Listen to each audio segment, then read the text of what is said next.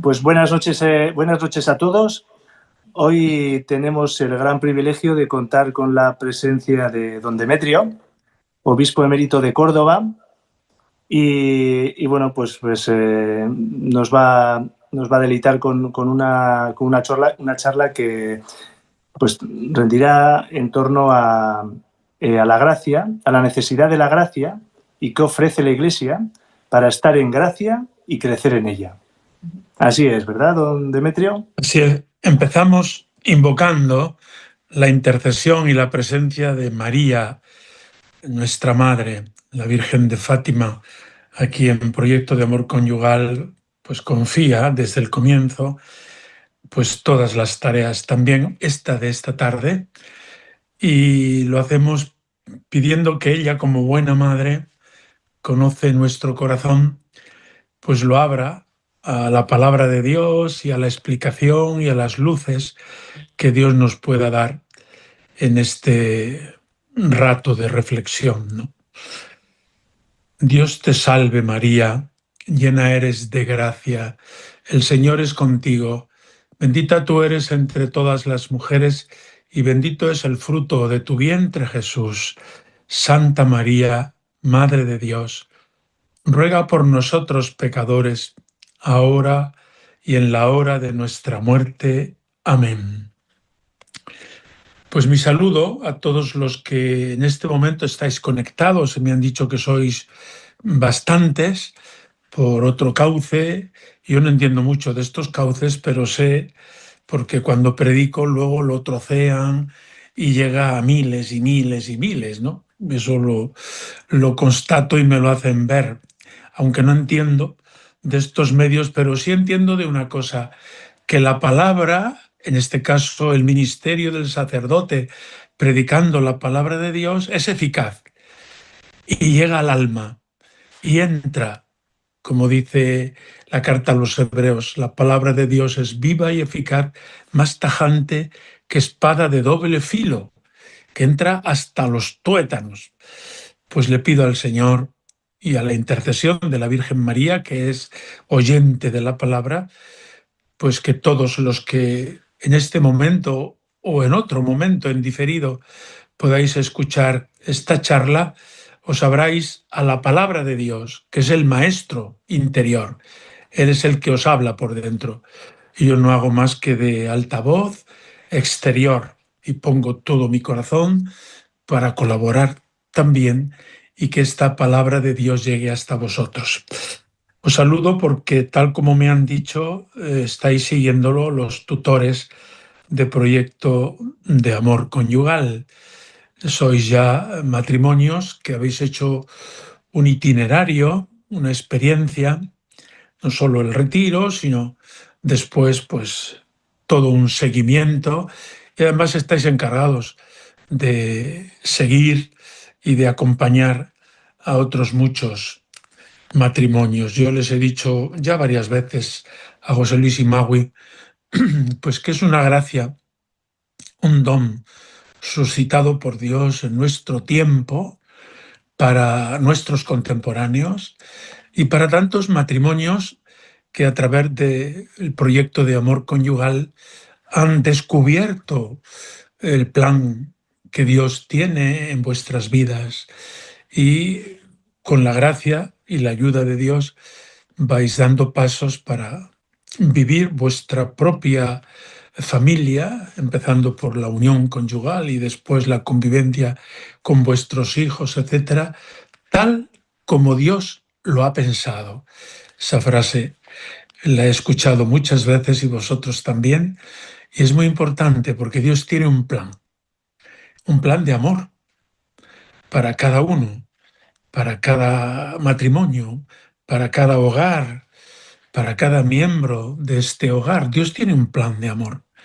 Y nosotros a veces nos distraemos, nos despistamos, y por eso creo que este don que Dios hace a su Iglesia y a la sociedad, no solo en España, sino ya en tantos otros lugares, pues es un don para aprovecharlo, vivirlo, dar gracias por ello y comunicarlo, contagiarlo a otros.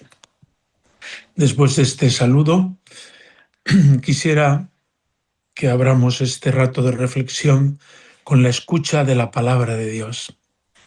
Fijaos que la palabra de Dios es cualitativamente distinta a toda otra palabra, y ponernos en actitud de escuchar un texto del Evangelio de San Juan, pues es escucharle a Dios en directo y en vivo. Cuando la palabra de Dios es leída o es proclamada y es escuchada, es Dios el que nos está hablando ahora mismo. No solo estamos leyendo un texto que tiene muchas enseñanzas, ideas de muchos siglos. No.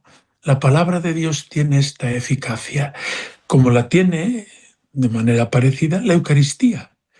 La Eucaristía es presencia viva de Cristo hoy.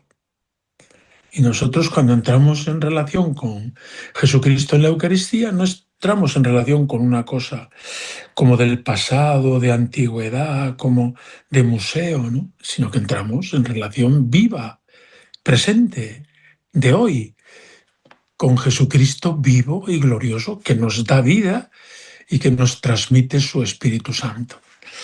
Algo parecido, no me entretengo en explicar las diferencias, pero es muy parecido, es escuchar la palabra de Dios, escucharla como algo que Dios me dice a mí ahora y por tanto quiere producir en mí vida y vida abundante. Escuchemos. Es el capítulo 15 del Evangelio de San Juan. Dice Jesús: yo soy la verdadera vid y mi Padre es el labrador. A todo sarmiento que no da fruto, en mí lo arranca, y a todo el que da fruto lo poda, para que dé más fruto. Vosotros ya estáis limpios por la palabra que os he hablado. Permaneced en mí y yo en vosotros. Como el sarmiento no puede dar fruto por sí si no permanece en la vid, así tampoco vosotros, si no permanecéis en mí. Yo soy la vid, vosotros los sarmientos. El que permanece en mí y yo en él, ese da fruto abundante, porque sin mí no podéis hacer nada. Al que no permanece en mí, lo tiran fuera, como el sarmiento, y se seca. Luego lo recogen y lo echan al fuego y arde. Si permanecéis en mí y mis palabras permanecen en vosotros, pedid lo que deseáis y se realizará. Con esto recibe gloria mi Padre, con que deis fruto abundante. Así seréis discípulos míos. Como el Padre me ha amado, así os he amado yo. Permaneced en mi amor. Si guardáis mis mandamientos, permaneceréis en mi amor, lo mismo que yo he guardado los mandamientos de mi Padre y permanezco en su amor. Os he hablado de esto para que mi alegría esté en vosotros y vuestra alegría llegue a plenitud. Este es mi mandamiento, que os améis unos a otros, como yo os he amado. Nadie tiene amor más grande que el que da la vida por sus amigos. Vosotros sois mis amigos, si hacéis lo que yo os mando. Ya no os llamo siervos, porque el siervo no sabe lo que hace su señor. A vosotros os llamo amigos, porque todo lo que he oído a mi Padre os lo he dado a conocer. No sois vosotros los que me habéis elegido. Soy yo quien os he elegido y os he destinado para que vayáis y deis fruto, y vuestro fruto permanezca, de modo que lo que pidáis al Padre en mi nombre, os lo dé. Esto os mando, que os améis unos a otros. Palabra del Señor. Gloria a ti, Señor Jesús. Este texto del Evangelio de San Juan creo que es pues el mejor marco para el tema que me habéis encomendado reflexionar juntos. Yo soy el que habla, pero vosotros a la escucha vais reflexionando también por dentro. Y en esta palabra, el ejemplo de la vid y de los sarmientos explica todo el tema de la gracia. El sarmiento que está unido a la vid produce fruto. Y el sarmiento que no está unido a la vid se seca. Esas dos cosas están muy claras. Por eso entendemos a la primera que nos va y nos conviene y nos interesa por nuestro bien estar unido a Jesucristo, porque sólo así produciremos fruto y fruto abundante. Y que no nos interesa por nada del mundo el corte con la vid, porque se seca, o cualquier incisión que hace que la savia o la linfa se desperdicie. Hemos de estar muy unidos a la vid, porque de esa manera produciremos fruto abundante. Pero ya en esta misma parábola aparece un elemento que al principio es un poco desconcertante, lo entendemos enseguida y aplicarlo a nuestra vida. Al que da fruto, y da fruto porque está unido a la vid, mi Padre, que es el labrador, lo poda para que dé más fruto. Esta ley es muy bonito recordarla y traerla continuamente. Es decir, si estamos unidos a Jesucristo, producimos fruto. Pero no nos asuste que de vez en cuando venga la poda. Oí una vez a un viñador pues que se poda un año una parte, otro año otra, y de esa manera la savia, la linfa, se reconduce y puede producir mejores frutos. Si se dejara que de la vid todos los pámpanos, todos los sarmientos que salen, no se podaran nunca o no se podaran con frecuencia, haría daño a toda la vid y a los sarmientos. Por eso no nos asuste que en nuestra vida, en esta vida cristiana de unión con Dios, también venga la poda. Y la poda duele. Si habéis visto en cualquier campo o viña cómo se hace la poda, uno puede pensar para sí mismo, con lo que duele eso. Pero es para un bien, porque si no hay poda, no crecerán los pámpanos que quedan, los sarmientos que quedan y sobre todo el fruto quedaría mermado. Por tanto, en la unión con Jesucristo es clave y fundamental permanecer unido. Y es clave y fundamental no separarse. El pecado es lo que nos separa, si es pecado mortal, nos corta el conducto directo de la linfa o de la savia que viene de la vid. Pero no olvidemos que si estamos muy unidos, ya se encargará Dios de podar algunos esquejes para que esa vida crezca y produzca fruto abundante. Es bonito el ejemplo, que luego llevado a la práctica, cuando nos duele, sobre todo, cuando el Señor nos purifica en los afectos, cuando quiere que crezcamos, en el amor a los demás y a vosotros esposos en el amor al uno al otro, ese crecimiento lleva en muchos momentos la poda de afectos desordenados con otras personas, pero también afecto desordenado con el propio cónyuge.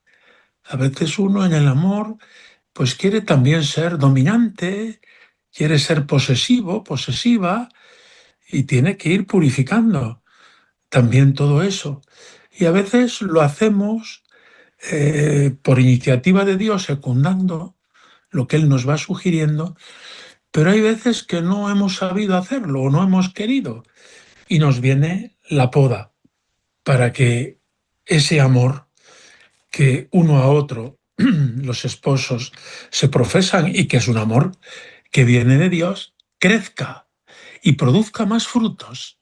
No se asuste, por tanto, la poda en ese mundo del amor conyugal, porque es para dar más fruto, es para que el otro sea él, ella, más.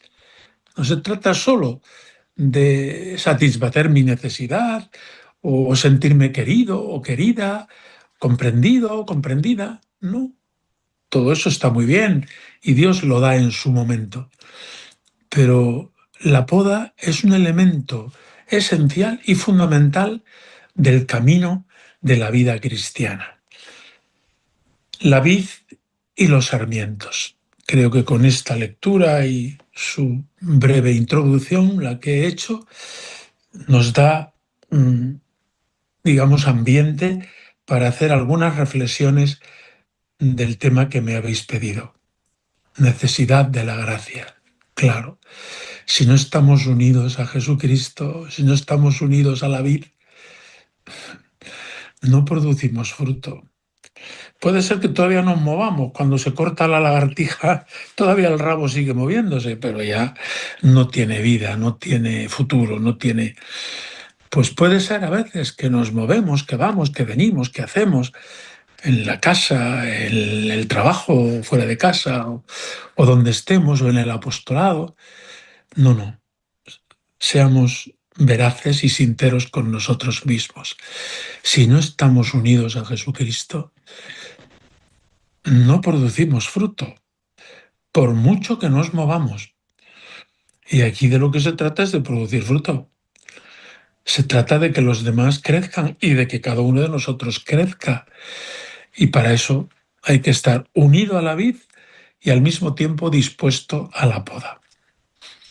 ¿Qué significa la palabra gracia? En griego, charis. Digo la palabra griega no por pedantería, sino porque es la palabra que usa el ángel cuando saluda a María. Jaire, María, que jaritomene. En griego, dicho en español, alégrate, María, la llena de gracia, la requete llena de gracia, porque es el participio en perfecto pasivo, la requete llena de gracia, que jaritomene. Es decir, la gracia de Dios está en ti a rebosar. Por eso, mirándola a María, entendemos este y todos los misterios de la vida cristiana. Charis es, por tanto, gracia. Y, en principio, la palabra gracia significa, pues, un don que Dios nos da. Es su misma vida que se despliega además en todas las virtudes, ¿no? Pero antes de ver lo que en nosotros es y lleva consigo la gracia, entendamos que la gracia tiene como dos perspectivas. Una, la mirada de Dios sobre nosotros. Y en ese sentido, la gracia es el Espíritu Santo.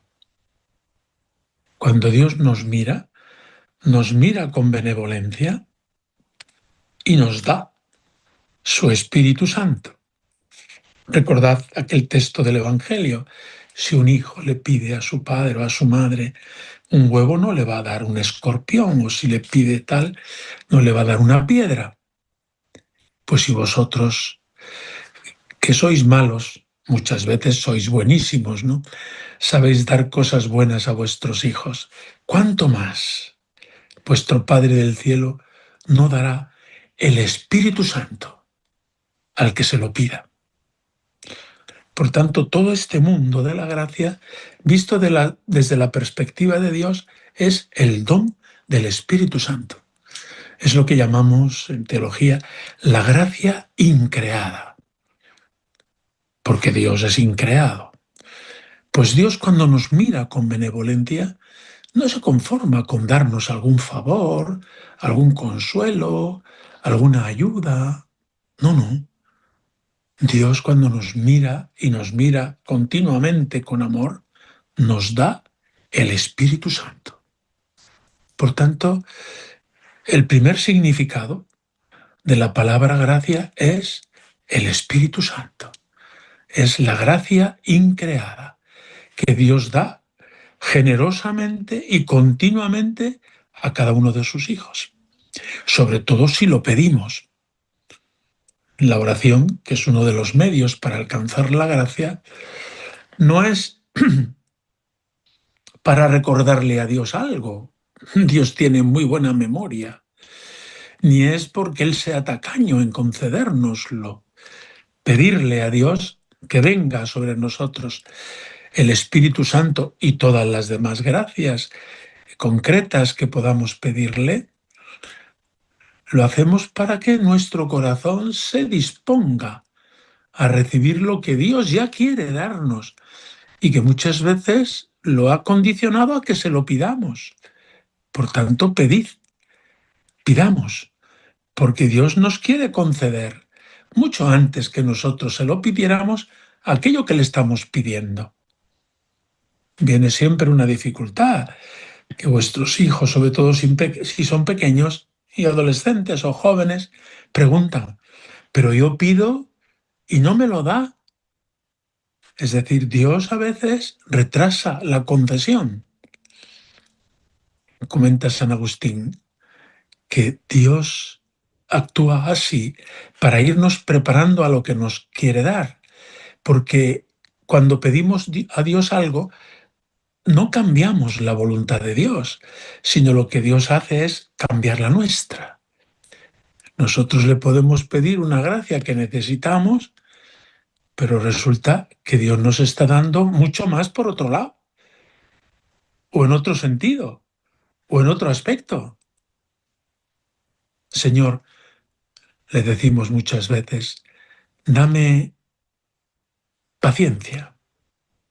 Y resulta que a la primera de cambio me enfado, o salto, o tengo una mala respuesta.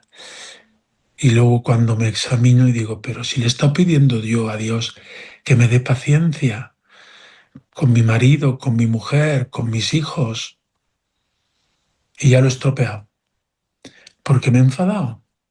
Y además me enfado por haberme enfadado. Y como que no tengo arreglo. Y lo que Dios te está queriendo dar es un crecimiento en la humildad, que es la base de todas las virtudes. Tú le estás pidiendo paciencia. Si Dios te la concediera ahora mismo en la medida en que tú la quieres y que probablemente la necesitas, quién sabe si no dirías, mira, ya he conseguido lo que yo quería. Qué bueno es Dios que me da lo que le pido. Pero Dios es un gran pedagogo. Sabe cuándo y cómo nos conviene. Y a veces como que se hace el sordo y está esperando para que nuestro corazón se disponga a recibir lo que nos quiere dar y a veces nos da por otro cauce que no era el que estábamos pidiendo. Dame paciencia, Señor. Y resulta que se me ha escapado. Un pronto, una mala respuesta, una impaciencia. ¿Qué me está dando el Señor en ese momento? Si sé aprovecharlo, me está dando humildad para que sea capaz de pedir perdón, para decir a mis hijos, a mi marido o a mi mujer, mira, perdona, ha sido un mal momento. Y eso quizá sea más aleccionador que si hubiera tenido paciencia. Es decir, los dueños de la vida espiritual no somos nosotros, es Dios. Nosotros pidámosle con confianza, con perseverancia y con humildad, y Él nos irá dando lo que necesitamos en cada momento. Gracia, por tanto, es, desde la perspectiva divina, el Espíritu Santo. Cuando decimos ven, Espíritu Santo, estamos pidiendo la gracia de Dios. Ven con tus 7 dones, ven con todos los frutos, ven y produce en mí todo lo que en este momento estoy necesitando. Y el Espíritu Santo viene y va en cada momento construyendo en tu alma pues esa nueva vida que brota de la vid y que se expande por los sarmientos. Perspectiva de Dios. Y de la perspectiva nuestra, gracia es como una nueva naturaleza, una nueva vida, una nueva manera de ser. Estar en gracia de Dios es haber recibido el amor de Dios de tal manera que me hace parecido a Dios. Lo mismo que un hijo vuestro tiene en su cara los rasgos de su padre, de su madre, de los abuelos, y no ha hecho nada para tener esos rasgos. Podría hacerse la cirugía estética, es decir, ir en contra porque no le gusta estos ojos o este pómulo o este bien, pero si recibe sin más de sus padres, se parece a sus padres. Pues esto sucede en el mundo de la gracia. Si nosotros abrimos el corazón, ya en el bautismo nos ha venido una nueva vida. En el bautismo hemos recibido el estado de gracia y por tanto estamos llamados a vivirlo durante toda nuestra vida. Ya sabemos que como somos pecadores, pues esa túnica que hemos recibido sin mancha, consérvala sin mancha hasta la vida eterna. Hay que lavarla porque se mancha con todo tipo de pecados, a veces pequeños, pero continuos y abundantes, y a veces, por desgracia, también pecados gordos que rompen la relación con Dios. Ese pecado mortal que rompe la relación con Dios, mi relación con Dios, que Dios nunca la rompe conmigo. Ojo, por eso puedo recurrir al perdón, porque Dios nunca ha roto su relación conmigo. Pues el pecado mortal rompe la relación por parte nuestra con Dios, y la conversión, el arrepentimiento, el sacramento de la penitencia, sobre todo, es como el baño de las lágrimas. También San Agustín explica que el bautismo es el baño del agua que nos limpia los pecados, todos. Si somos bautizados de niños, pues solo el pecado original, pero si somos bautizados de adultos, todos los pecados. Incluso nos los perdona sin confesarlos. El bautismo nos da la vida de Dios, la vida de la gracia. Y si, por desgracia, nunca mejor dicho, atenuamos esa vida con el pecado venial o con múltiples pecados veniales, o rompemos y matamos esa vida por el pecado mortal, son las lágrimas de la penitencia. Es el agua del arrepentimiento y de las lágrimas el que viene a lavar nuestro pecado. Y es sobre todo pues la sangre de Cristo y la redención de Cristo la que viene a lavarnos de todos esos pecados. Por tanto, recibimos la vida de Dios en el bautismo. Y eso es para toda la eternidad. Hijos de Dios para siempre. Y esa vida va creciendo y aparecen en nosotros rasgos parecidos a los de Jesucristo, rasgos y maneras de ser de Dios, porque eso es la santidad. La santidad es llegar al pleno desarrollo de la vida del bautismo y de manera que nos parezcamos a Dios en todo, a nuestra medida, claro. Gracia, por tanto, increada el Espíritu Santo. Gracia creada, la nueva vida que Dios ha puesto en nuestra alma y que se va desarrollando por la acción continua de Dios en nuestra alma. Una de las realidades más bonitas de la vida cristiana es aquella que Jesús enuncia en el Evangelio. Si alguno me ama, es decir, si cumple mis mandamientos, si vive en gracia, mi Padre lo amará y vendremos a Él y pondremos en Él nuestra morada. A partir del bautismo somos templo del Espíritu Santo.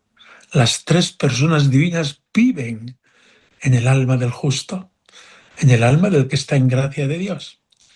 Y solo expulsamos a las personas divinas si cometiéramos un pecado mortal. Dios no lo permita, ¿no?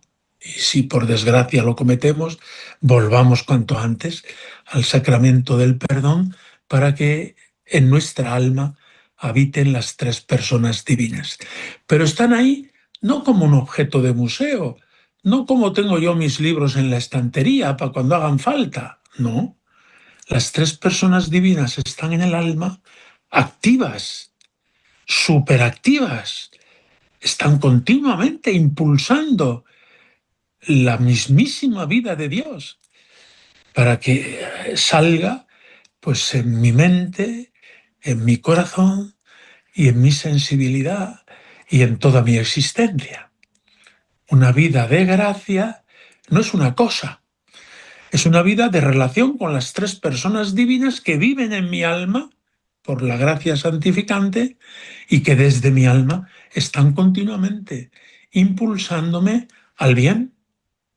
De esa gracia brotarán las virtudes, según el organismo sobrenatural, desde la fe que ilumina la mente humana y la potencia, la esperanza que purifica la memoria del pasado y del futuro, la esperanza teologal, y la caridad, que nos enseña a amar al estilo de Dios.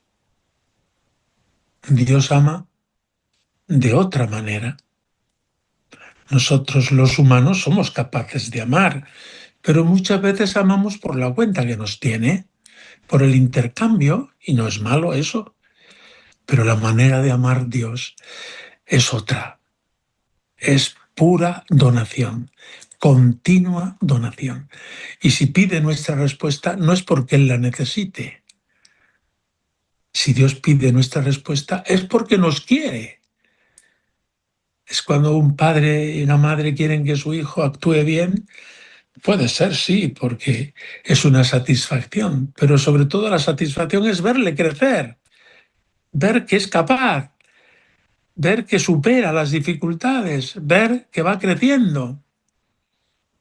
Pues Dios se alegra enormemente cuando ve crecer en nosotros las virtudes, estas tres principales, la fe, la esperanza y la caridad, pero luego vienen otras que brotan de la gracia, la prudencia, la justicia, la fortaleza, la templanza. Y cada una de esas cuatro, que son virtudes cardinales, llevan una ramificación. Es como cuando alguno de vosotros sois del ramo de la sanidad, se estudia anatomía. Bueno, pues cada órgano, cada parte del cuerpo, cada sistema nervioso, digestivo, aparato, etcétera, tiene todo un mecanismo que cuando funciona, pues no nos damos cuenta. El día que uno se da cuenta que tiene riñón es porque le está doliendo, o que tiene hueso es porque le está doliendo. Pero lo normal es que no le duela y por tanto vive y disfruta de la vitalidad, sobre todo los niños, que son infatigables, ¿no? Pues un poco en la vida espiritual es así también. La vida de gracia va creciendo en nosotros y va haciéndonos que reaccionemos con actitudes sobrenaturales, con fe habitualmente, con esperanza teologal, con caridad sobrenatural. No decimos de un niño según va creciendo, ha llegado al uso de razón. ¿Por qué? Pues que es capaz de razonar. Todavía tiene alguna cabriola y algún pájaro en la cabeza, pero ya razona, se puede hablar con él y según va creciendo más y más y más. Ese es el uso de razón. Pues en la vida cristiana existe el uso de fe, que uno reacciona con fe y ve las cosas desde Dios y entiende su propia vida, la de los demás, la historia, desde Dios. Ese es el uso de fe. Evidentemente, al principio muy rudimentario y con muchas impurezas y mezclas, ¿no? Pero según va uno madurando y creciendo, pues reacciona, pues como reacciona Dios. Ya no solo con la fe, sino también con el amor, con la esperanza, etcétera, ¿no? Vida de gracia es vida de Dios en nosotros, pero no a distancia o virtual como estamos ahora, hablando el cura o el obispo y vosotros escuchando. No, no. La presencia de las tres personas divinas en el alma que está en gracia es una presencia real, no virtual. Es una presencia operativa, eficiente y que va haciendo que crezca todo el organismo de la vida cristiana. Por eso, la pregunta es, ¿y cómo crece? Pues el medio principal es la conexión, la oración. Fijaos que normalmente, mientras vivimos en este mundo, pues vivimos de los sentidos, de lo que vemos, de lo que oímos, de lo que pensamos, de lo que decidimos, de lo que... Y es lógico, somos personas humanas que funcionan humanamente. Pero el cristiano vive a lo divino y para que esa vida crezca y se alimente está la conexión con Dios por el amor. Y esa es la oración. La oración es caer en la cuenta de que Dios me ama. Caer en la cuenta de que las personas divinas viven en mi alma y entablar con ellas un diálogo. Me puede servir la lectura de la palabra de Dios, me puede servir a veces una lectura espiritual que me sitúa en ese ambiente y contexto, me puede servir una reflexión, me puede servir escribir, a veces en la oración. Yo a muchos jóvenes se lo he recomendado y yo mismo lo he hecho muchas veces. Escribe una carta y le escribes al Señor y le cuentas y le dices y le preguntas y le comunicas. Eso como que te tiene prendida la atención y no se te va a otros lugares, que es una de las dificultades en la oración. Gran maestra de la oración es Santa Teresa de Jesús, doctora de la Iglesia. Y de la oración ella dice es tratar de amistad, estando muchas veces a solas con quien sabemos que nos ama. A solas porque debe ser algo muy personal, pero he visto en vuestros retiros y en vuestras reuniones y en otros momentos lo que llamáis la oración conyugal, cogidos de la mano incluso, ¿no?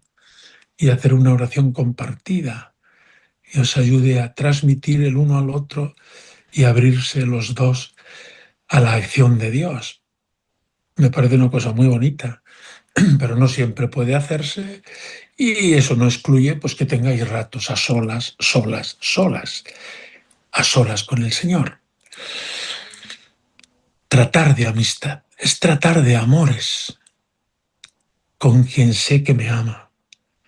Me ama más que yo mismo me pueda amar a mí mismo. Las tres personas divinas, el Padre, de quien me siento hijo, hija.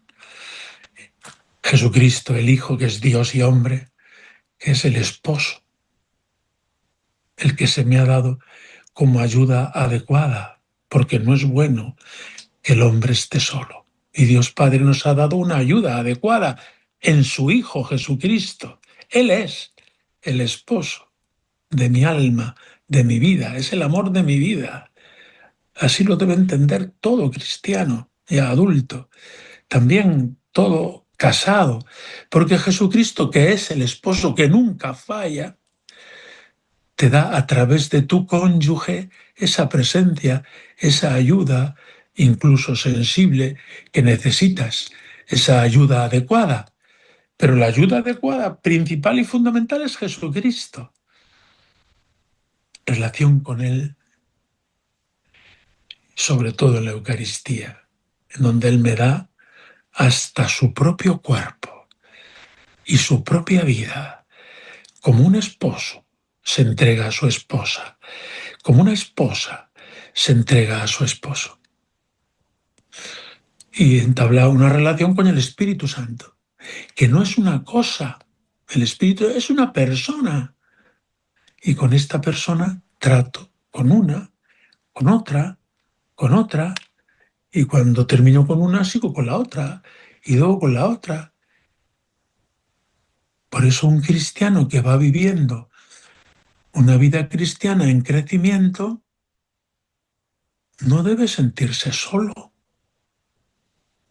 está acompañado. Cuando va de camino, o cuando está en casa, o cuando está en el trabajo, cuando va en el coche, voy acompañado. A veces necesito silencio para que nadie me distraiga de esta presencia amorosa. Esa es la oración. Santa Teresa pone como 4 modelos o modos de oración, que ya los habréis escuchado muchas veces, ¿no? Si queréis, dedicamos a ello otra charla, ¿no? Pero ella dice que la oración es como ir a la presencia de Dios a sacar agua para regar mi huerto, mi jardín. Necesito agua, tengo sed. Y dice, y hay una manera de sacar agua del pozo con el cubo. Tiro el cubo y, bueno, pues quizá con una garrucha o a pulso saco el cubo lleno de agua y con esto voy regando o voy bebiendo. Ese es un trabajo laborioso. Otro modo, menos laborioso, es instalar una noria. Y entonces, bueno, o puedo hacerlo manual o con una caballería, pues la noria me trae un chorro de agua continuo con el que puedo regar todos los tomates y los guisantes y las habas y todo lo que tengo en el huerto. La noria me da agua para todo el huerto, por muy grande que sea. Pero supone un trabajo, o el mío, o el de una caballería, ¿no? Hay un tercer modo de obtener el agua, y es si hay una larga acequia, pues yo puedo levantar la escotilla y el agua viene para mi huerto, y riego a manta, es decir, sin medida. Ahí no hay apenas esfuerzo, porque es levantar la compuerta y aquello se llena de agua en un instante, ¿no?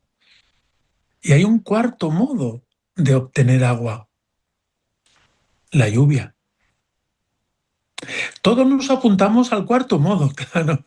Vamos a la oración, Señor, que llueva, que llueva. Bueno, pues hay días en que no llueve y en que no tenemos agua por ningún cauce. Santa Teresa, que es muy lista y muy pedagoga, buena maestra, nos dice, al explicarnos esas 4 formas o modos de oración, no te olvides nunca del cubo, porque habrá días que vas a la oración y no hay ni gota. Echa el cubo. Es decir, tómate un libro y lee o la palabra de Dios, o el Evangelio, o una reflexión que se te ofrece por WhatsApp. ¿Necesitas medios? Pues úsalos. Ese es el cubo. Otro día, pues no quieres ni leer, ni escribir, ni escuchar nada, porque estás tan a gusto. Bueno, pues ahí te está dando el Señor agua por otro cauce. Y hay días que estás empapado o empapada, ¿no? Y ese día todo te parece fácil. Sí, seguro que lo habéis experimentado. Y yo le pido a Dios que os lo dé a experimentar. Pero la oración es un cauce ordinario de crecimiento en la gracia y en las virtudes. ¿Necesitas algo? Pídelo y Dios te lo dará mucho más de lo que tú le puedas pedir. En este momento o en otro, esta virtud u otra, pero Dios siempre te escucha y está atento. Y junto a la oración, los sacramentos. He hablado del bautismo, del sacramento de la penitencia, tan necesario en nuestra vida. Acercaos con frecuencia a recibir el sacramento del perdón, aunque no tengáis pecados mortales, por la gracia de Dios, pero un sacramento bien recibido de la confesión, de la penitencia, te vale más que 1000 penitencias, y es necesario también que hagas penitencia, sacrificio, etcétera, ¿no? Para que tus vicios se vayan desapareciendo y tus virtualidades vayan encauzándose. Pero un sacramento, el sacramento de la penitencia recibido con frecuencia, aunque no tengas pecados mortales, por gracia de Dios, es un medio fundamental de crecimiento en la vida cristiana. Yo le digo a los niños en catequesis, en tu barrio no solo está el súper, no solo está la tienda o el kiosco de las chuches. En tu barrio y cerca de tu casa también hay farmacia. Ajá. A la farmacia no va solo uno cuando se está muriendo, menos todavía cuando se ha muerto. A la farmacia va uno para cualquier remedio. Pues esto es el sacramento de la penitencia. No solo hay alimento positivo, lectura, predicación, la propia Eucaristía, el testimonio de los demás, la adoración eucarística. No, necesitas remedio, necesitas farmacia. Y a la farmacia va uno hasta para una pastilla para la garganta, o para un paracetamol, o para una cosa sencillita.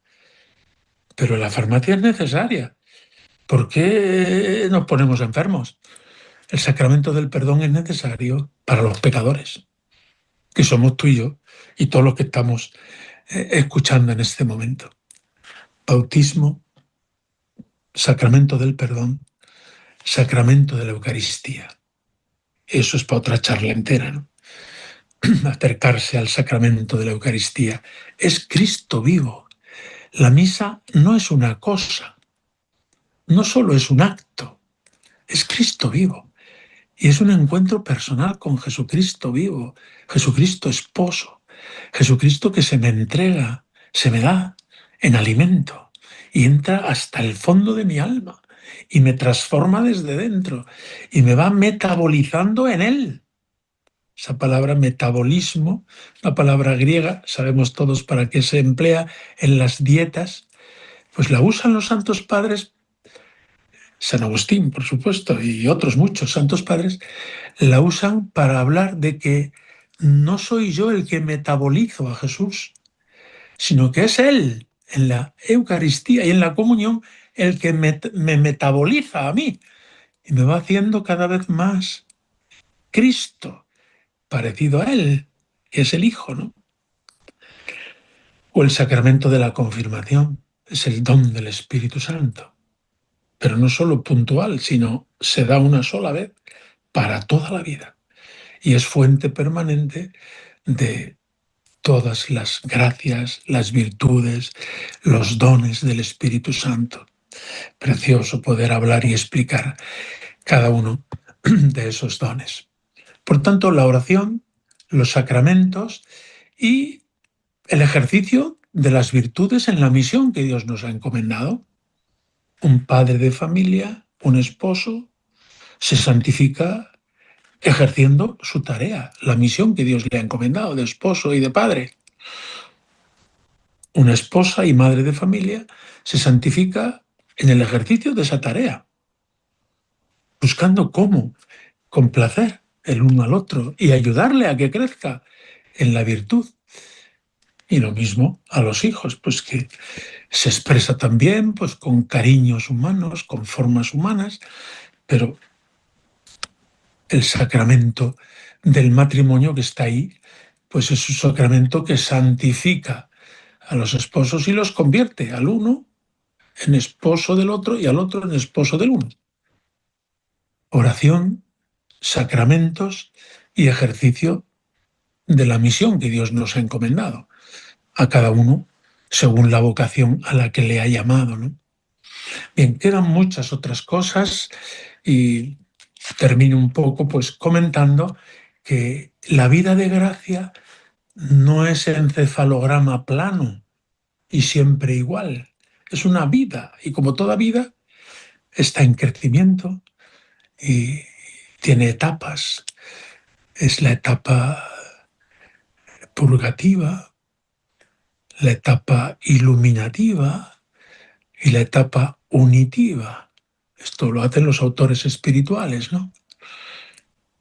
Santa Teresa, por ejemplo, al hablar de las 7 moradas, pues las primeras son eso, ir quitando todos los escollos, las piedras, las malas hierbas, todo lo que hay en nuestro corazón y que me incapacita para amar de verdad.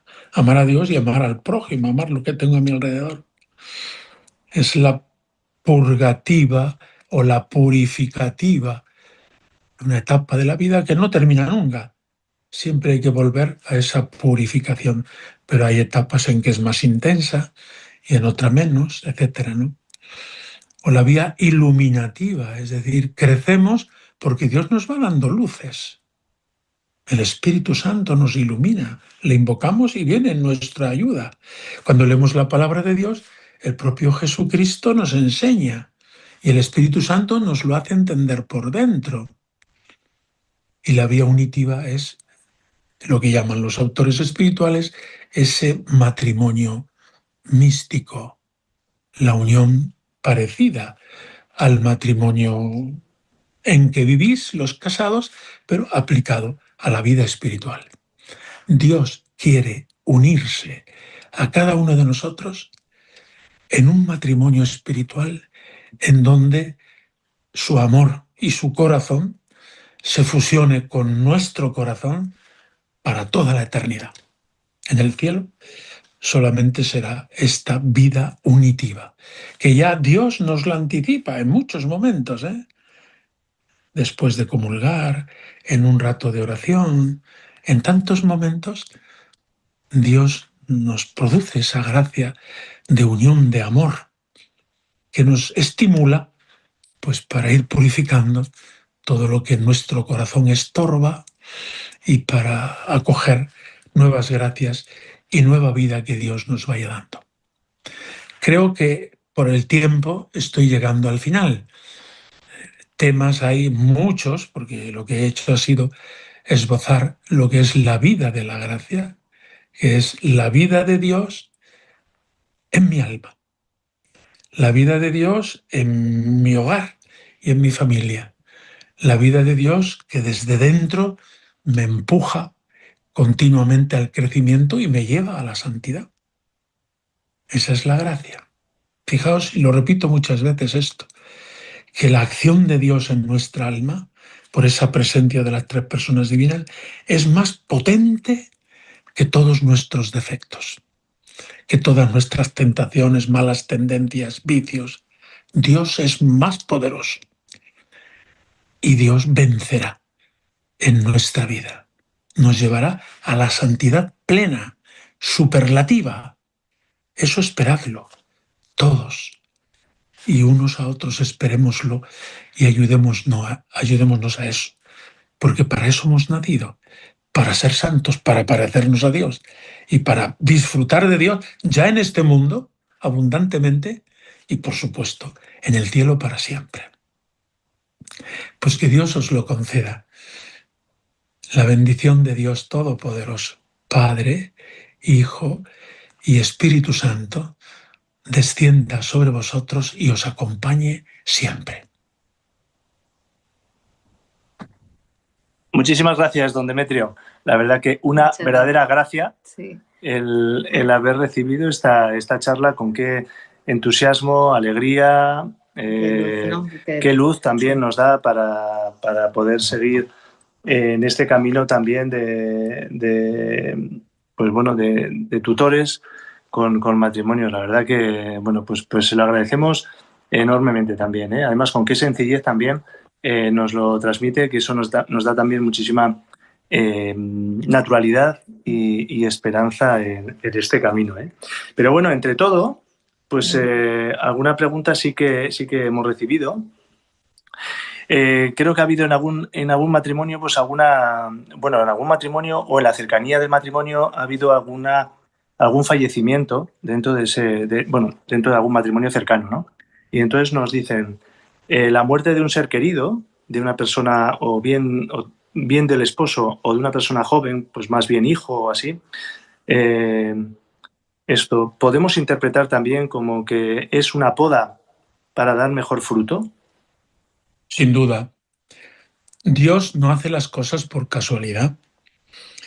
Entonces, lo que para nosotros es un plan y proyecto que normalmente hemos de hacer continuamente, cuando ese proyecto que nosotros tenemos, sobre todo si es una persona joven, se ve truncado, la pregunta es, ¿y qué nos quiere decir Dios aquí? Algo nos quiere decir, ponernos a la escucha. Ya sé que en ese momento la tentación es la desconfianza, el no fiarnos de Dios, etcétera, ¿no? Y vienen muchas tentaciones.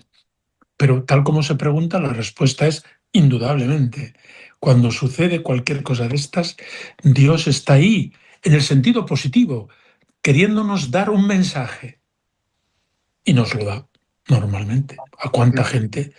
Pues esto, la muerte a veces de su padre o de su hijo o de su esposo o de su esposa, le ha cambiado la vida totalmente, para bien, para Dios. O sea que si lo vemos desde Dios, Dios tiene un plan positivo y siempre a favor.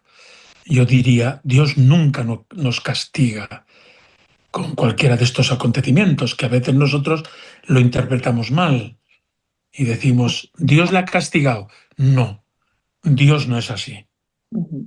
Siempre Dios actúa a favor, juega a favor nuestro, siempre. Incluso en esas circunstancias en que no las entendemos. Señor, ¿qué quieres decirme con esto?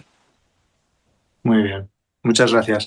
Tenemos otra pregunta que nos dicen, por ver si nos puede explicar brevemente la gratuidad de la gracia. Claro, la propia gracia, más que una cosa, es la mirada amorosa de Dios.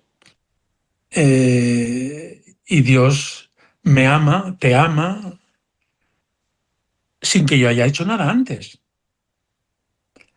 El hecho de nacer, pues es una gracia de Dios a nivel natural, a nivel de creación. Pero luego el hecho de recibir la vida divina, yo no he merecido nada antes. Y en todo el crecimiento es Dios el que va por delante. Eso le gustaba al Papa Francisco decir, Dios nos primerea, ha empezado Él. Cuando alguno de vuestros hijos está pegándose con el otro, es muy importante saber quién ha empezado, porque el que ha empezado tiene más culpa. Bueno, pues en el campo del amor, el que ha empezado es Dios y es el que tiene mérito. En ese sentido, la gracia es gratuita, es graciosa y empieza de la nada, pero empieza de la nada nuestra.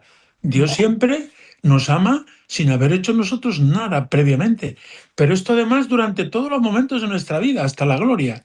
De manera que una de las cosas que se explican en clase de este tema es cómo el cielo va a ser premio, sí, pero es gracia. Las dos cosas.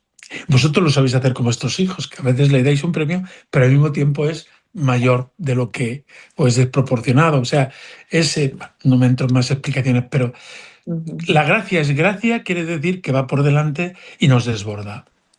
Hay una oración en la liturgia que dice, oh Dios, que desbordas los deseos y los méritos de los que te suplican.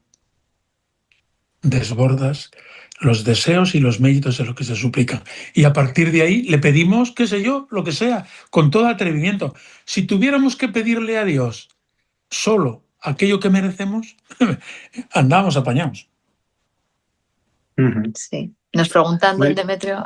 Es que lo tengo unido con la otra. Vale, Sí, vale. Un segundito. Sí. Es que lo tengo unido con la otra.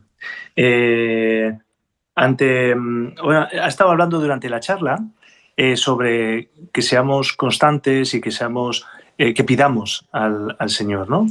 Cosas concretas, gracias concretas. Lo que ocurre es que a veces el pedir cosas concretas es que esperamos que nos lo conceda, ¿no? ¿No sería mejor, nos preguntan, pedir por amar la voluntad de Dios? Sí, de acuerdo. Pero nosotros, al modo humano, valga la expresión, necesitamos concretarlo continuamente en detalles.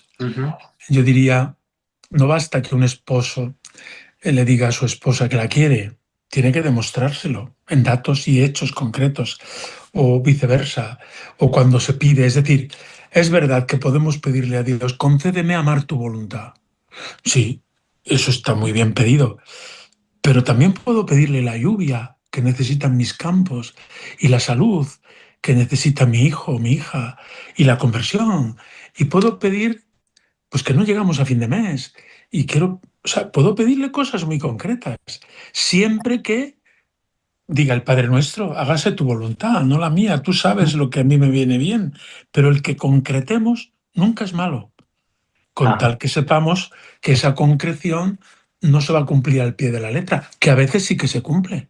O sea, el concretar tiene un efecto pedagógico y tiene una concreción del amor. El amor no es algo genérico, es muy concreto.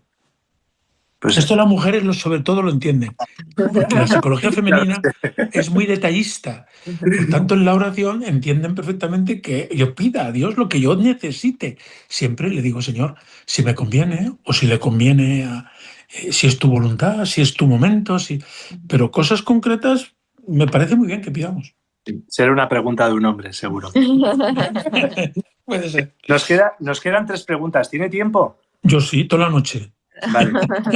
Pues bueno, las siguientes nos dicen, bueno, y además es que nos trasladan que muchos recuerdos de los tutores de Córdoba. Hombre, son buenos amigos todos. Claro, nos dicen, ¿cómo transmitir al matrimonio tutelado la importancia de estar en gracia con la oración y la confesión? Lo primero, en toda evangelización, también en este punto, que es el que me preguntáis, lo primero es el testimonio.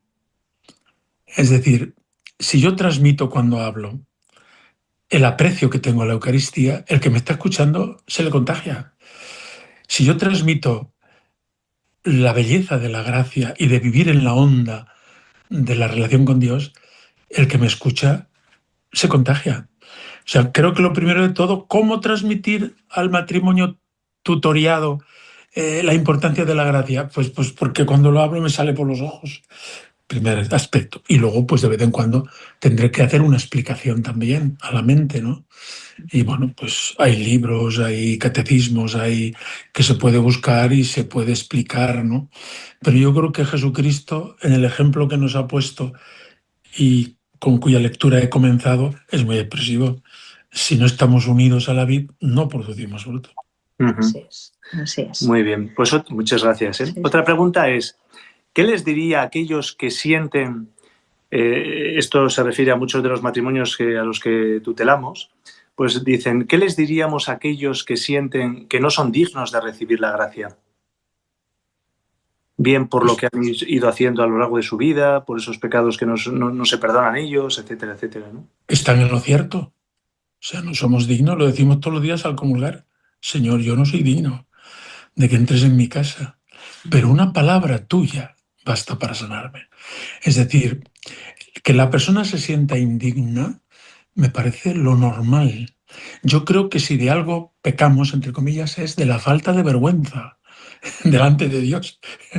O sea, a veces no tenemos vergüenza cuando hemos sido infieles a Dios, cuando le hemos dado la espalda, cuando le hemos aplazado la respuesta, cuando... Bueno, luego vamos a la oración y quisiéramos que Dios estuviera cariñoso. No. Dios es un esposo muy celoso y es muy importante. Quiere que en toda nuestra vida haya una relación con Él. Por eso a mí me pasa. Cada vez que me pongo delante de Dios, lo primero es sentir vergüenza y sentir indignidad. Es lo menos que se vende a una persona pecadora. Ahora, no debe prevalecer. Ajá. La Iglesia nos pone el yo confieso al comienzo de la misa, pero luego después pasa a la oración, al gloria, a las lecturas, al todo lo demás. No debe prevalecer y no debe detenerme, no debe paralizarme. Pero sentir eso me parece muy bueno. Pues muchas gracias. Y luego la última pregunta, a no ser que luego tenga Cenig alguna otra, es la siguiente. Nos ha hablado de la gracia a través de los sacramentos como es el bautismo y la penitencia. Pero como sabe, muchos de los tutores somos esposos misioneros eucarísticos, o sea, esposos eucarísticos, ¿no? Entonces, ¿qué papel cree que juega la Eucaristía, el sacramento de la Eucaristía y el sacramento del matrimonio como fuente de gracia? Algo he dicho, no me he podido entretener, ¿no? Pero claro, el centro de la vida de la Iglesia para todo, también para el tema que estamos tratando, es la Eucaristía. Y ahí es donde un matrimonio aprende a amar. No solo aprende porque lo ve desde fuera, aprende porque se lo contagia a Jesucristo por dentro. Esto es mi cuerpo entregado. No solamente es que tomamos el cuerpo de Cristo y lo comulgamos, es una vida entera, entregada. Es una vida incluso hasta la cruz, hasta el extremo del amor. Ahí no hemos llegado a ninguno. Eso lo aprendemos en la Eucaristía. Pero no solo porque nos lo recuerdan por fuera, sino porque Jesucristo al venir a mi corazón, a mi alma, me está impulsando a ir por ese camino. Si no lo obstaculizo y no le estorbo, Él me lleva de cabeza a dar la vida por mi esposa, por mi esposo, por los hijos también. Y por lo tanto, también, por lo que ha dicho también del sacramento del matrimonio, claro. Evidente. En el sacramento del matrimonio hay un dato que seguramente lo habréis oído otras veces, ¿no? Muchos jóvenes, yo les he oído decir, pero bueno, ¿qué más da? Yo me puedo acostar con mi novia. ¿Por qué tengo que pasar por la iglesia o por el juzgado? Por eso, vamos a ver, te voy a explicar. Tienes que entender qué es lo que el matrimonio te da y qué es, por tanto, lo que no tienes. O sea, y pongo un ejemplo que es muy sencillo, es de sacristía. Yo he sido monaguillo. Tú puedes llegar a la sacristía, ves la caja de las formas o la botella de vino y puedes comerte las formas. Ahí te quita el hambre por un rato. O beberte un traguito que está muy dulce, muy rico y te satisface. Pero no te has unido con Jesucristo. Sin embargo, esa misma forma, aunque sea solo una, y un traguito, o aunque sea una gota, después de la consagración, te une con Jesucristo. ¿No hay diferencia? Mucha. Ese es el matrimonio. Tú antes de casarte, eso lo decía a unos novios ayer que tuve un rato para prepararles que se van a casar dentro de poco. Antes del matrimonio, tú te puedes acostar con esta, o esta se puede acostar contigo, o podéis disfrutar todo lo que queráis a nivel biológico, físico, afectivo, todo lo que tú quieras. Pero eso no te une con Jesucristo. Porque tú no estás consagrado. Ni ella tampoco. Te va a consagrar el sacramento del matrimonio. El sacramento del matrimonio, como en la Eucaristía, transforma a él en esposo y a ella en esposa. La cosa es muy gorda. No es lo mismo ser un cacho de carne con ojos a ser un esposo que me representa a Jesucristo y me da, no sé, yo creo que el sacramento del matrimonio, y creo que en Proyecto Amor Conyugal lo explicáis muy bien, te da otra naturaleza, otra manera de ser. Y es todo lo que tiene de positivo, los afectos humanos, la unión esponsal, conyugal, pero todo visto como un regalo de Dios para mí y para el otro, para el cónyuge. ¿Eso quién lo transforma? ¿Yo a base de esfuerzo? No, es una gracia que se da por el Espíritu Santo en el sacramento del matrimonio. Por tanto, si has recibido el sacramento del matrimonio, te has convertido en algo fantástico, sin dejar de ser todo lo bueno que eras antes. Pero sin el matrimonio no lo tienes, no eres. A la hora de la comunicación, a la hora no solo de la unión esponsal estrictamente, sino de la convivencia, de estar pendiente, para todo lo que es la vida matrimonial y conyugal y convivial, viene santificada, transfigurada por el sacramento del matrimonio. ¡Ánimo! Es muy bonito ese campo. Sí.